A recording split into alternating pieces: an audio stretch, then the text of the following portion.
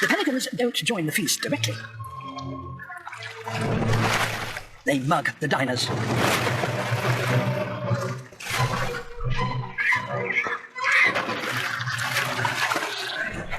This brutal tactic enables each pelican to catch many more fish more quickly than it would do if it were by itself.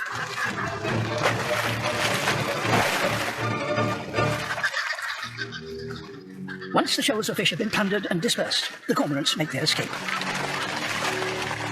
And the pelican pirates fly off in search of their next meal. Water has shaped Europe's landscape in another way.